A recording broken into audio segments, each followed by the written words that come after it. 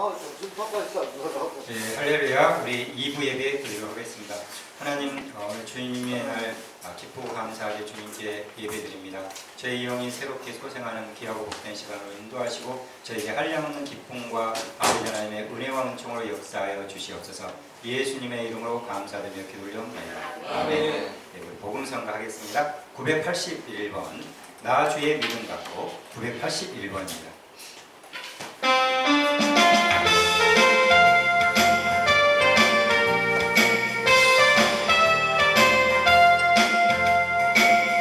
나 주의 믿음과 성령님을 의지하면서 우리가 다 하시는 거예요.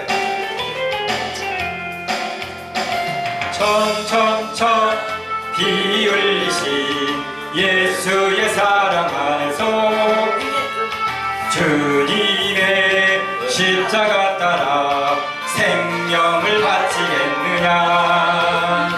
복음의 불길 오른다 다 같이 힘내하리라. 만왕의 주님의 나라 다 같이 찬미하리라.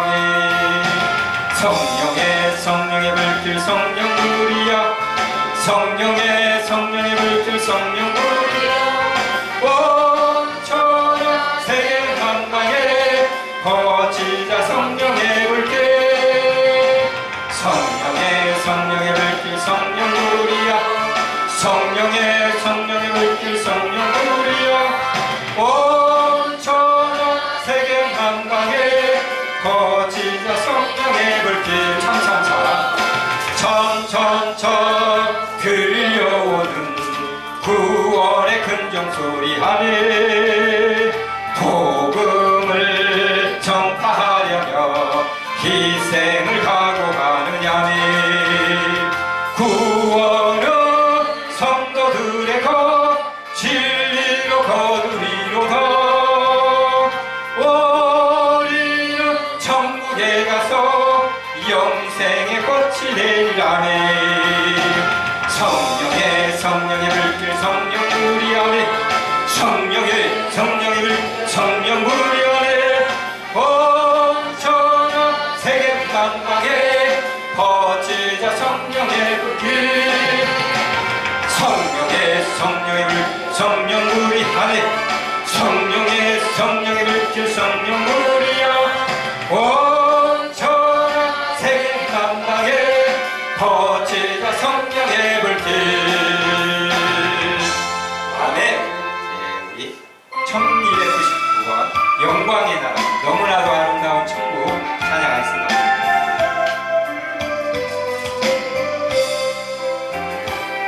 너무나도 아름다운 나라 주님 되신 영광의 나라 너무나도 귀하도다. 주님 계신 영광의 보좌. 영광의 나라 내가 소망하오니. 죄가 지금 갈 수 없어. 주님 계신 영광의 나라. 금보와 다른 나래로 나는 기쁘지 않아. 내 주님만 바라보니 세상 영화 부럽지 않아. 저 영광의 나라 내가 사모하오니. 거듭 남자 갈 수 있어.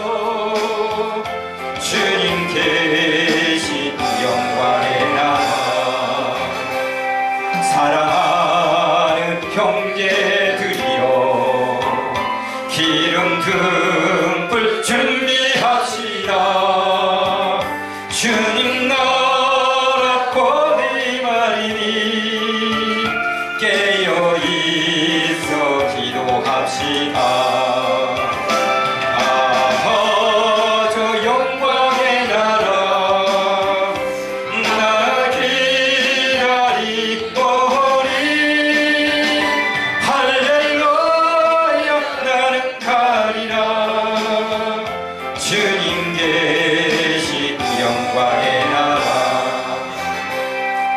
우리 다 같이 합심 기도하시겠습니다.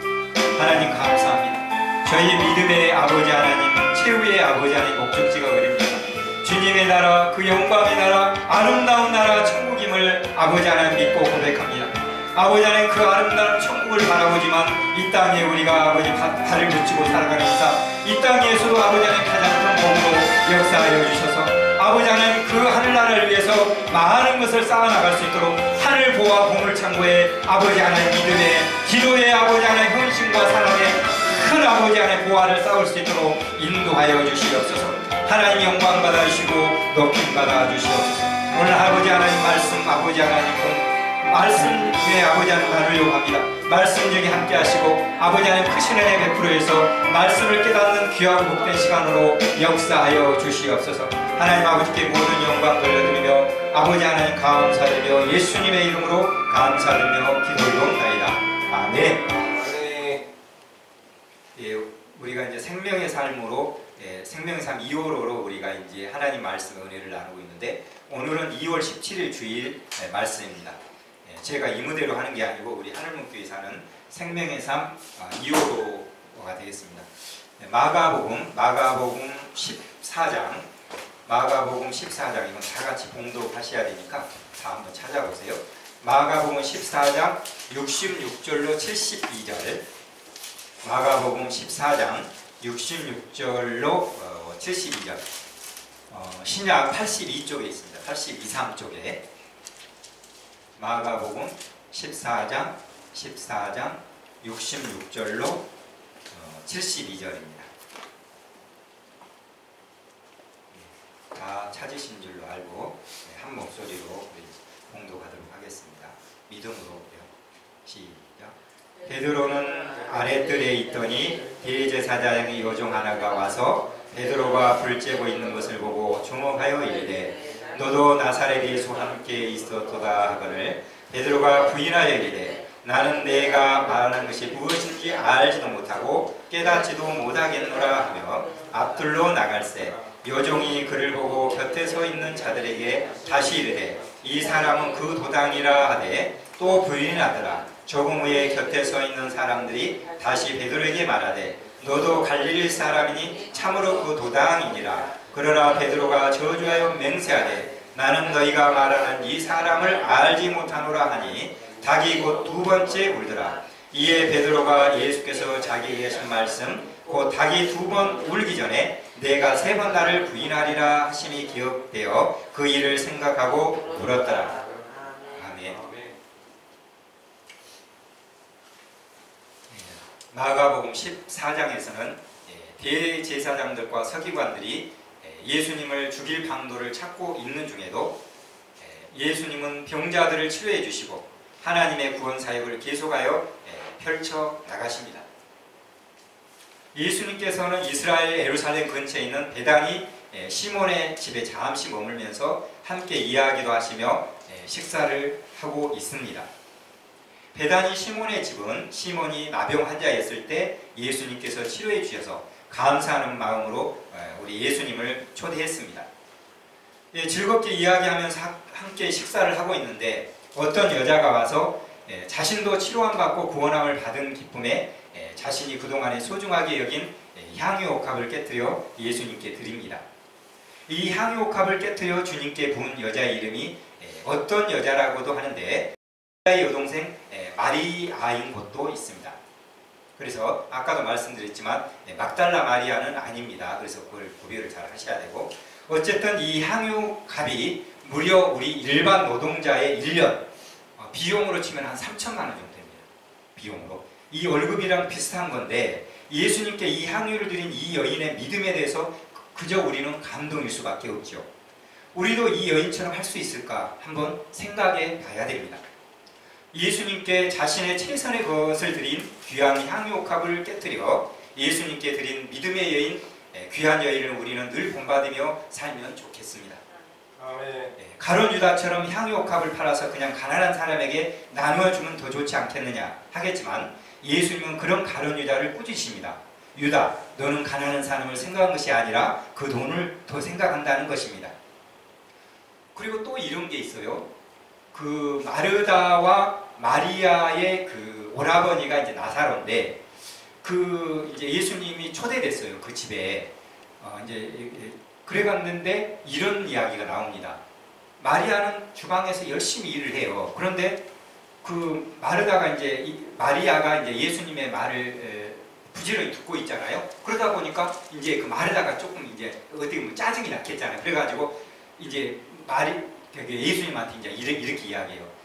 예수님, 좀 제 동생이 와가지고 나 좀 주방에서 좀 도와주면 좋겠습니다. 그런데 예수님은 그걸 매정하게 이렇게 해요. 마리아야, 마르다야, 마르다야, 네가 말한 것도 옳지만 지금 그게 중요한 게 아니라, 그 말이 뭔 말이냐면, 이 쉽게 내가 말씀을 드릴게요. 예수님께서는 이걸 보시는 거예요. 이 향유옥합을 깨뜨린 이 여인의 귀한 믿음을 보듯이 무슨 말씀을 하시냐면, 예수님이 그 마르다와 마리아의 집을 1년에 한 번 오실까 말까 할까요? 아닐까요? 올까 말까 하잖아요. 한 달도 아니고 1년에, 아니면 평생에 올까 말까 한 집을 오신 거예요. 예수님께서. 그 귀한 예수님이 그 자리에 오셨는데 주방에서 일하는 것이 더 중요할까요? 말씀으로 와서 듣는 게 더 중요할까요? 그 말씀을 하시는 겁니다. 예수님이. 예. 그래서 향유옥합을 깨뜨렸다는 것은 3천만 원이 된 돈을 뭐 그거 해벨, 그러나 예수님께서는 나는 이 땅에 잠시밖에 살 수가 없어. 그냥 너희들을 위해서, 내가 죄를 위해서 죽을 것인데 3천만 원 그거 아무것도 아니야. 지금 그 말씀을 하시는 겁니다. 예수님께서는. 근데 우리는 영이 닫혀져 있기 때문에 그 말씀을 아직 이해를 못한, 그렇게 예수님께서 그러잖아요. 들을 게 있는 자가 들으라. 그래서 매 순간 이야기하시는 게 그 말씀을 하시는 거예요. 아멘? 예, 그래서 우리가 예수님께서 한번 찾아오시는 그 귀한 순간에 마르다가 아니고 마리아처럼 예수님의 말씀에 청종하면서 예수님의 생명의 말씀에 늘 순종하면서 승리하는 삶이 되셔야 될 것입니다. 아멘. 예. 그리고 우리가 성경에 등장하는 인물들을 구별을 잘 해야 하는데요. 베다니에 살고 있는 예수님께서 신방을 가신 시몬의 집은, 시몬이 나병 환자였을 때 예수님께 치료함을 받은 사람으로서 나사로의 누이들인 마르다 또는 마리아의 친척 내지는 아버지일 가능성이 크다고 합니다. 그래서 이 마르다와 마리아의 이 시몬이 아버지일 수도 있고 친척일 수도 있어요. 그 집에 오늘 예수님께서 가신 것입니다. 마르다와 마리아의 오라버니 나사로는 죽었다가 예수님께서 살려주신 부활의 예표로서 나사로가 되는 것입니다. 아멘. 또 다른 성경 다른 곳에 나오는 나사로가 있어요. 우리가 성경에 이 비슷한 말씀 잘 우리가 구별하셔야 되는데, 또 다른 성경의 나사로는 나사로인데, 예수님께서 천국과 지옥의 예를 든 거지 나사로와 부자의 예를 든 곳에서 이 나사로가 나오는데, 이 나사로와 마르다와 마리아의 오라버니 나사로와 거지 나사로는 이름은 같지만 완전히 다른 사람이라는 걸 아셔야 돼요. 그리고 알다시피 성경에 시몬이라는 이름을 가진 사람들이 많이 나옵니다. 시몬도 구별해서 알아두면 좋겠어요. 시몬이 거의 9사람인가 나옵니다. 그래서 우리가 구별을 잘 하셔야 돼요. 아시겠죠? 아시겠죠? 네. 누가 나온다고요? 시몬. 네, 시몬. 또 그리고 시몬도 나오는데 시므온도 나와요. 시므온. 하나 더 붙여갖고 시므온도 나오는데 그것도 구별을 잘 하셔야 돼요. 그래서 성경을 좀 우리가 깊이, 저도 마찬가지입니다만 깊이 있게 알면 좋겠어요. 그래서 마가복음 14장을 계속해서 보면 예수님의 제자 중 하나 된 가룟 유다가 예수님을 은 30에 이렇게 팔려고, 그것도 향유옥합의 30분의 1 정도와도 안 되는 노예값에 해당하는 헐값에 팔리는 어리석은 일을 한 것이 가룟 유다입니다. 그것도 예수님을 3년 반 동안 따라다녔잖아요. 그래가지고 이 노예값이 얼마 정도 되냐면 120만 원밖에 안 돼요. 150만 원이면. 그러면은 지금 3천만 원을 투자한 이 향유옥합을 깨뜨린 그 여인하고 지금 이 따라다녔던 가룟 유다하고 어떤 차이 있겠어요? 그잖아요. 그걸 우리가 잘 아셔야 돼요. 영적으로. 참으로 인생은 그래서 아이러니하다 이 말씀입니다. 아이러니하다. 그렇게 예수님께서 잡히셔서 이 가야바에게 신문을 받으시는 장면이 마가복음 14장 53절로 65절에 이렇게 나옵니다. 그리고 오늘 우리가 봉독한 말씀 마가복음 14장 66절로 72절, 예수님의 수제자 베드로가 예수님을 3번 부인하는 장면입니다. 14장 66절 68절 다 같이 한번 읽어볼게요. 아주 정독을 하셔야 됩니다. 천천히. 66절, 14장 66절로 68절 3절입니다. 시작. 베드로는 아랫뜰에 있더니 대제사장의 요종 하나가 와서 베드로가 불 쬐고 있는 것을 보고 주목하여 이르되 너도 나사렛 예수와 함께 있었도다 하거늘 베드로가 부인하여 이르되 나는 내가 말하는 것이 무엇인지 알지도 못하고 깨닫지도 못하겠노라 하며 앞뜰로 나갈세. 예, 이 정독을 하셔야 돼요. 천천히. 예수님께서 잡히셔서 채찍에 맞으시며 고난을 당하시는데 수제자 베드로가 예수께서 신문 받고 계실 때 그 되어진 일을 살피기 위해서 아랫뜰에서 구경꾼이 취하고 불을 쬐고 있습니다. 그때 막달라 마리아는 다 보고 있었어요. 겉에 가가지고. 근데도 이 수제자라고 하는 베드로는 그냥 뻘찍이 가가지고 떨어져서 이렇게 하고 있는 거예요. 이게 구경꾼으로서 불을 쬐고 있는 거예요. 그래서 이 장면을 그려보면서 우리도 안 할 것 같잖아요. 천만의 만만. 제가 이걸 보면서 나도 이렇게 하고 있다. 여러분들만 그렇게 하는 게 아니고 저도 그렇게 하고 있더라고. 보니까 베드로와 같이 직장에서 삶의 현장에서 꼭 예수님이 안 계신 것처럼 행동하는 경우들이 많이 있습니다. 그래요, 안 그래요? 태수 형제님. 아, 그잖아요. 우리가 예수님을 믿는다고 하면서 삶의 이 자리에 가면은 아, 내가 언제 예수님하고 같이 하지? 이렇게 하고 있더라고. 그 생각이 들더라고. 이 말씀을 보면서. 아, 그래서 베드로뿐만이 아니고 나도 마찬가지다라는 것을 그걸 회개를 많이 하게 됐습니다. 그때 대제사장의 요정이 베드로를 주목하여 보면서 너도 나사렛 예수와 함께 있었도다 하고 말하자 베드로가 나는 내가 말하는 것이 알지 못하고 깨닫지도 못한다고 말하면서 예수님을 부인하고 있죠. 아, 참 진짜 이게 수제자로서 참 이것이 베드로가 예수님을 첫 번째 부인한 일입니다. 또 14장 69절로 71절에 한번 보겠습니다. 다 같이 시작. 여종이 그를 보고 곁에 서 있는 자들에게 다시 이르되 이 사람은 고 도당이라 하되 또 부인하더라. 조금 후에 곁에 서 있는 사람들이 다시 베드로에게 말하되 너도 갈릴리 사람이 참으로 그 도당이니라.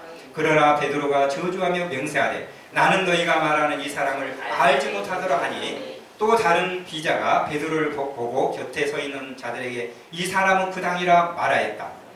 자, 보세요. 이 비자가 베드로를 보고 곁에 서 있는 자들에게 이 사람도 그 당이야 이렇게 말하니까 그때 베드로가 예수님을 두 번째 부인하고 있잖아요. 그 71절에 베드로가 저주하며 맹세까지 하면서 두 번째로 막 그렇게 하는 거예요. 이게 나는 너희가 말하는 이 사람을 알지 못한다 이렇게 해요. 조금 후에 또 서 있는 사람들이 베드로에게 너는 갈릴리 사람이 참으로 그 당이라 말할 때 베드로가 이번에는 아주 저주까지 하면서 맹세하면서 예수님을 부인하였어요. 저주하며 맹세하였다는 것은 뭔 말이냐면 내가 만일 예수를 아는 자라면 하나님의 저주를 받을 것이다. 내가 만일 하나님을 아는 자라면 네 하나님의 저주를 받을 막 이렇게 아주 자기 스스로가 악담을 하는 거예요. 또는 하나님이 내게 벌을 내리시는 것이 마땅하다 하면서 이런 그 내용일 것이야. 아마 이 베드로의 마음이. 실제로 이러한 내용은 참으로 무서운 행동이지만 수제자 베드로는 서슴없이 사람들에게 맹세하면서 세 번째로 부인하고 있습니다. 자, 보십시다. 14장 72절 시작. 닭이 곧 두 번째 울더라. 이에 베드로가 예수께서 자기에게 하신 말씀 곧 두 번 울기 전에 닭이 두 번 울기 전에 내가 세 번 나를 부인하리라 하심이 기억되어 생각하고 울었더라. 예. 베드로가 예수님을 세 번 부인하고 나자 곧 닭이 두 번째 울었습니다. 그때 베드로가 예수님의 말씀하신 것이 생각나서 밖에 나가서 울었습니다. 진짜 펑펑하고 아마도 울었을 거예요. 우리도 가끔마다 하나님의 은혜를 깨달으면 너무나 아버지 하나님 우리가 죄송스러워서 펑펑 울잖아요. 사람들에게 잘못한 죄, 내 자신에게 잘못한 죄악들 그 펑펑 우는 것이죠. 누가복음 22장 61절로 62절에는 베드로가 세 번 부인할 때 예수님이 베드로를 쳐다보심으로 베드로가 세 번 부인할 때 예수님께서 베드로를 쳐다보셨어요. 측은한 모습. 베드로가 심히 통곡하며 울었다고 했습니다. 예수님께서 베드로를 쳐다보신 것은 첫째는 베드로 네가 죽을지언정 나를 부인하지 않겠다고 했는데 내가 이렇게 나를 세 번이나 부인하느냐고 쳐다보신 것이고 두 번째는 너는 나를 세 번씩이나 부인하지만 나는 여전히 너를 사랑한다. 나는 여전히 너를 사랑한다라고 끝까지 사랑하는 눈으로 이 것입니다. 베드로는 예수님을 부인하지만 예수님은 끝까지 사랑해 주시는 데 대해서 그 사랑에 감격하여 생명을 내놓고 다른 사람들이 어찌 보던 간에 생명을 내놓고 통곡하면서 하는 그 내용입니다.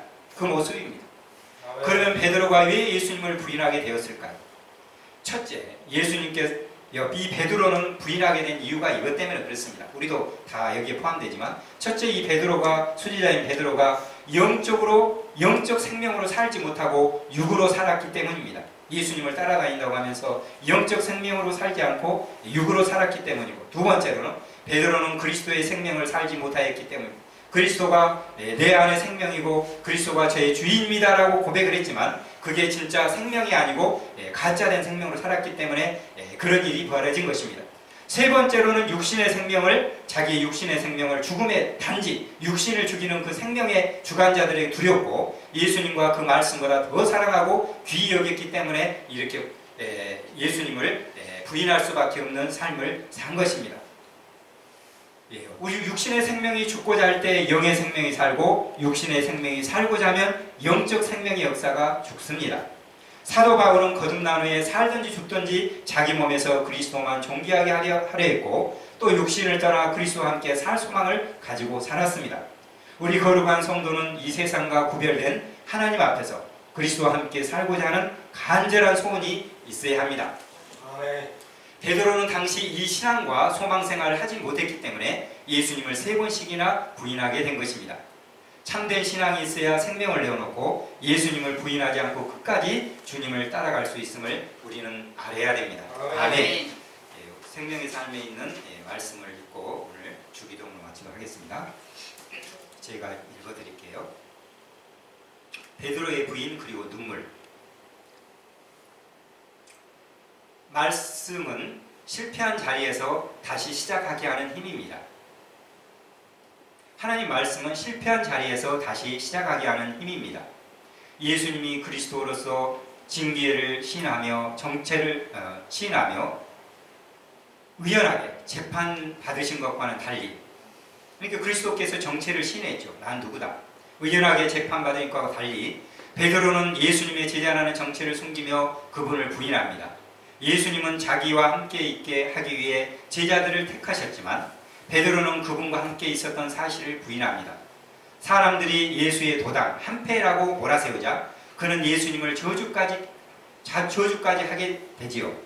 2번의 닭 울음소리는 그에게 예수님 말씀을 기억나게 하고 자신의 비겁함을 직시하게 했을 것입니다. 그가 흘린 눈물은 후회와 참회의 눈물이자 주님 사랑에 대한 감사의 눈물이었을 것입니다. 일기 앞에서 누구나 실족할 수 있지만 주님이 말씀으로 깨우쳐 주실 때 빨리 일어서야 합니다.